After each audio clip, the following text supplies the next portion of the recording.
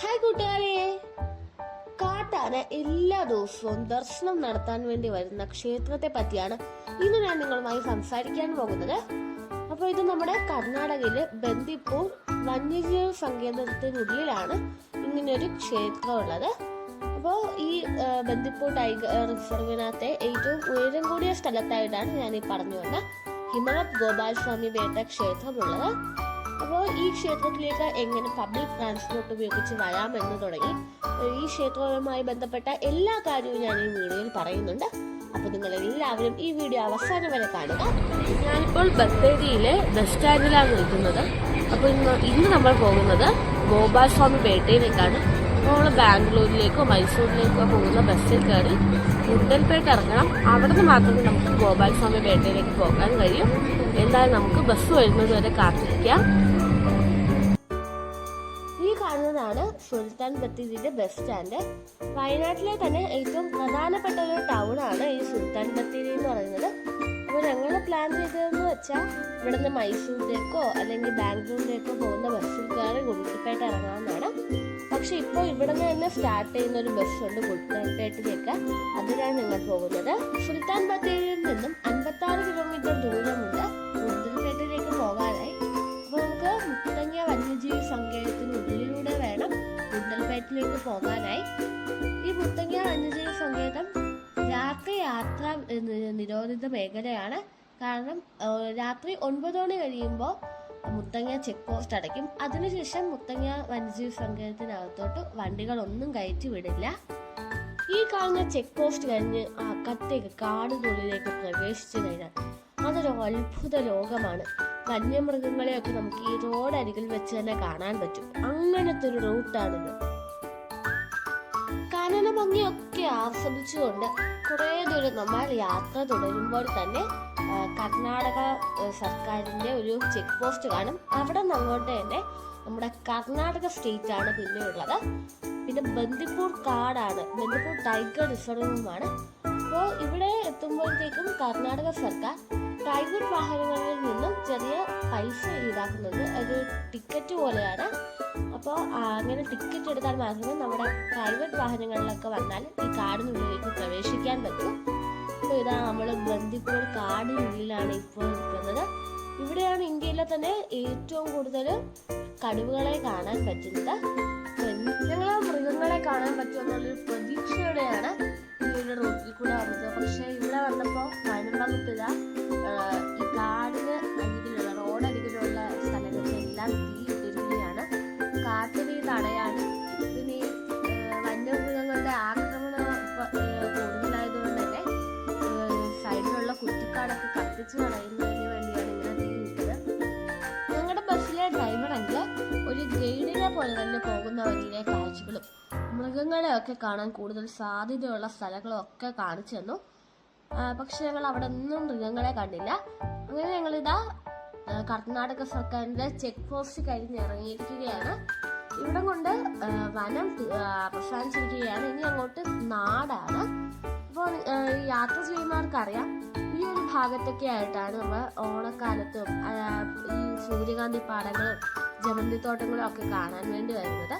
പക്ഷെ ഇപ്പോൾ കൃഷിയൊക്കെ കഴിഞ്ഞിട്ട് ഭൂമി തരിശായി കിടക്കുകയാണ്.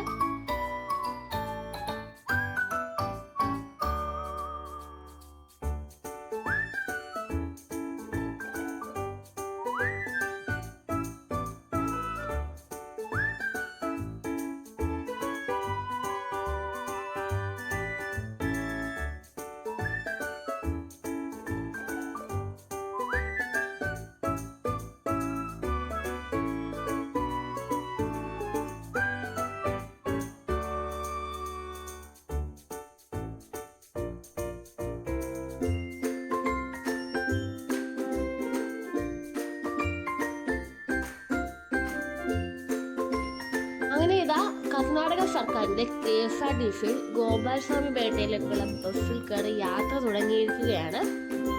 നമുക്കിപ്പോൾ പോകേണ്ടത് മസനഗുഡി ഊട്ടി റൂട്ടിലാണ് നമ്മൾ ഈ ഗോപാൽ സ്വാമി പേട്ട ക്ഷേത്രത്തിലേക്ക് പോകേണ്ടത്. അപ്പോൾ ഈ ഹൈവേയിൽ തന്നെ നമുക്ക് welcome to Himavad Gopal Swamy hills എന്ന് പറഞ്ഞൊരു ബോർഡും സൈൻ ബോർഡൊക്കെ വെച്ചിട്ടുണ്ട്. അപ്പോൾ നമുക്കിനി ഇവിടുന്ന് വലത്തേക്ക് തിരിഞ്ഞു വേണം ക്ഷേത്രത്തിലേക്ക് പോകാൻ.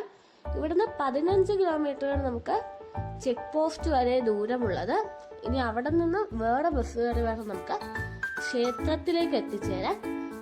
ഉൾഗ്രാമങ്ങളിലൂടെയാണ് ഗോപാൽസ്വാമി പേട്ടയിലേക്കുള്ള നമ്മുടെ യാത്ര. ഇവിടെ നിറച്ച് കൃഷിയിടങ്ങളാണ്. റോഡിന് ഇരുവശത്തും ധാരാളം കൃഷിയിടങ്ങളാണ് നമുക്ക് കാണാൻ പറ്റുന്നത്. അങ്ങനെ ഈ യാത്ര വന്ന് അവസാനിക്കുന്നത് ബന്ദിപ്പൂർ ടൈഗർ റിസർവിന്റെ ഒരു ചെക്ക് പോസ്റ്റിന് മുൻപിലാണ്. ഇവിടെ നിന്ന് നമുക്ക് ടിക്കറ്റ് എടുത്തതിന് ശേഷം വേണം ക്ഷേത്രത്തിലേക്ക് പോകാൻ. ഒരാൾക്ക് മുകളിലേക്ക് പോകാനും തിരിച്ച് ഇവിടേക്ക് തന്നെ വരാനും 60 രൂപയാണ് ടിക്കറ്റ് ചാർജ്. എന്തായാലും നമുക്ക് അങ്ങോട്ടേക്ക് പോകാം. ഞങ്ങളിതാ പോകുന്ന വഴികൾ ചെക്ക് പോസ്റ്റിൽ എത്തിക്കുകയാണ്. ഇവിടെ നമുക്ക് ഇന്നത്തെ സ്പെഷ്യൽ ബസ്സിൽ മാത്രമേ അവിടെ പോകാൻ കഴിയുള്ളൂ. നമ്മുടെ സ്വന്തം വാഹനത്തിൽ വന്നാൽ പോലും ഈ ബസ്സിൽ മാത്രമേ നമുക്ക് അകത്തേക്ക് പോകാൻ പറ്റൂ. എന്നാൽ നമുക്ക് അങ്ങോട്ടേക്ക് പോകാം. പോസ്റ്റിൽ നിന്നും കർണാടക സർക്കാരിന്റെ KSRTC സ്പെഷ്യൽ KSRTC മാത്രമേ നമുക്ക് ക്ഷേത്രത്തിലേക്ക് പോകാൻ പറ്റൂ. അങ്ങനെ ഇതാ ഞങ്ങളുടെ ബസ് പുറപ്പെട്ടു കഴിഞ്ഞു.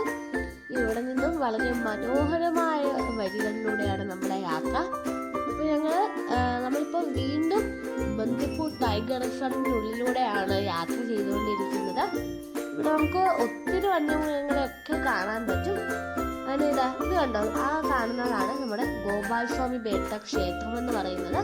നല്ല മനോഹരമായ ക്ഷേത്രത്തിന്റെ കാഴ്ചകളാണ്. ഗോപാൽസ്വാമി ബേട്ടയിൽ എത്തിയിരിക്കുകയാണ്. നമുക്ക് ഇവിടുത്തെ കാഴ്ചകളൊക്കെ കാണാം. 1315 ഹൊയ്സാല കാലഘട്ടത്തിലാണ് വീരബല്ലാല രാജാവ് ഈ കാണുന്ന ക്ഷേത്രം പണികഴിപ്പിച്ചത്.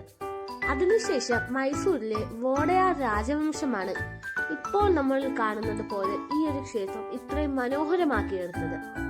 ഇതൊരു ഗോപാൽസ്വാമി ക്ഷേത്രമാണെന്ന് ഞാൻ നേരത്തെ പറഞ്ഞല്ലോ.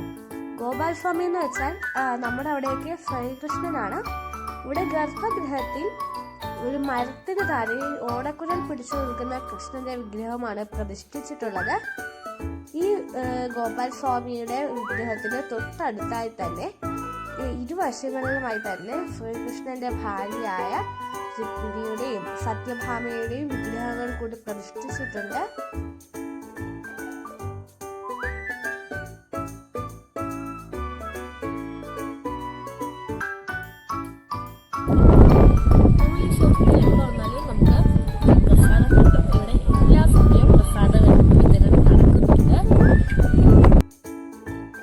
രണ്ടാമത്തെ തവണയാണ് ഈ ക്ഷേത്രത്തിൽ വരുന്നത്. ആദ്യം ഞങ്ങള് രാവിലെയാണ് വന്നത്. ആ സമയത്ത് ഇവിടെ വന്നപ്പോൾ അറിഞ്ഞത് വൈകുന്നേരം സമയത്ത് വന്നാൽ നമുക്ക് ഇവിടെ നിന്ന് ആനയെ കാണാൻ പറ്റുമെന്ന്. ആ ഒരു ആനയെ കാണാൻ വേണ്ടിയിട്ട് ആണ് ഞങ്ങൾ ഇത്തവണ വൈകുന്നേരത്തേക്ക് ഈ ഒരു അമ്പലത്തിലേക്ക് വന്നത്. എന്തായാലും അതിന് ഞങ്ങൾക്ക് ഒരു നഷ്ടം ഉണ്ടായില്ല. ഈ ക്ഷേത്രത്തിൽ വന്നിട്ടുണ്ട്. പക്ഷെ ആ സമയത്ത് നമുക്ക് ആനയെ കാണാൻ പറ്റുന്നില്ല. ഇത്തവണ ഞങ്ങൾക്ക് നല്ല ഭാഗ്യമുണ്ട്.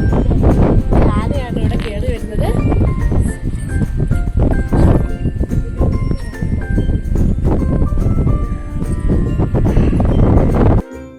ഈ ഒരു ആന എല്ലാ ദിവസവും വൈകുന്നേരം കൃത്യമായി തന്നെ ഗോപാൽസ്വാമിയെ കാണാൻ വേണ്ടി ഇവിടെ എത്തും.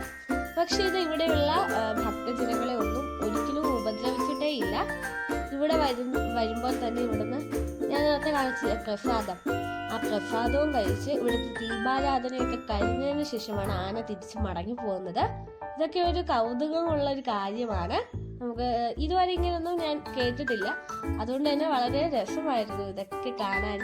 ഇത്രയും മനോഹരമായ രസകരമായ കാഴ്ചകൾ കാണാനും ഇവിടുത്തെ തണുത്ത കാറ്റൊക്കെ അനുഭവിക്കാൻ വേണ്ടി ഈ ക്ഷേത്രത്തിലേക്ക് വരാൻ താഴത്തെ ചെക്ക് പോസ്റ്റിൽ നിന്നുമുള്ള ബസ്സിന്റെ സമയം എന്ന് പറയുന്നത് രാവിലെ 8:30 മുതൽ ചെക്ക് പോസ്റ്റിൽ നിന്നും ആളുകളെ ബസ്സിൽ ക്ഷേത്രത്തിലേക്ക് കൊണ്ടുവരും. വൈകുന്നേരം 4 മണി വരെയാണ് നമുക്കിവിടേക്ക് കയറാനുള്ള പ്രവേശന സമയം എന്ന് പറയുന്നത്. 5 മണി വൈകുന്നേരം 5 മണി കഴിഞ്ഞാൽ പിന്നെ ഇവിടെയുള്ള എല്ലാ മനുഷ്യരും അവസാനത്തെ ബസ്സിൽ 5 മണിയുടെ അവസാനത്തെ ബസ്സിൽ കയറി താഴേക്ക് പോകും. അത് കഴിഞ്ഞാൽ പിന്നെ ആരെയും ഇങ്ങോട്ട് കയറ്റി വിടില്ല. 5 മണിക്ക് ശേഷമാണ് ഇവിടെ ഈ കാണുന്ന സ്ഥലമൊക്കെ കാട്ടുമൃഗങ്ങളുടെ കേന്ദ്രമായി മാറുന്നത്. വയനാട് വഴി ഊട്ടിയിലേക്കോ മൈസൂരിലേക്കോ പോകുന്ന യാത്രികർക്ക് അവരുടെ യാത്രാ പ്ലാനിൽ ഉൾപ്പെടുത്താൻ പറ്റിയ ഒരു അടിപൊളി ഡെസ്റ്റിനേഷനാണ് ഹിമവത് ഗോപാൽ സ്വാമി ബേട്ട ക്ഷേത്രം എന്ന് പറയുന്നത്. അപ്പോൾ എൻ്റെ ചാനൽ ആദ്യമായിട്ടാണ് നിങ്ങൾ കാണുന്നതെങ്കിൽ ഒന്ന് സബ്സ്ക്രൈബ് ചെയ്യണേ. കൂടാതെ തൊട്ടടുത്തുള്ള ബെല്ലൈക്കൻ എനേബിൾ ചെയ്ത് ഓൾ എന്ന ഓപ്ഷൻ തൊടുക. എങ്കിൽ മാത്രമേ ഞാൻ അപ്ലോഡ് ചെയ്ത വീഡിയോകൾ നിങ്ങൾക്ക് നോട്ടിഫിക്കേഷനായി ലഭിക്കുകയുള്ളൂ.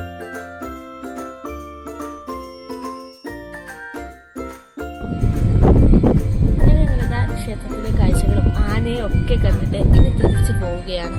അപ്പോൾ എന്തായാലും ഇനിയും ഇതുപോലുള്ള വീഡിയോകളുമായി നമുക്ക് അടുത്ത വീഡിയോയിൽ കാണാം. Bye bye.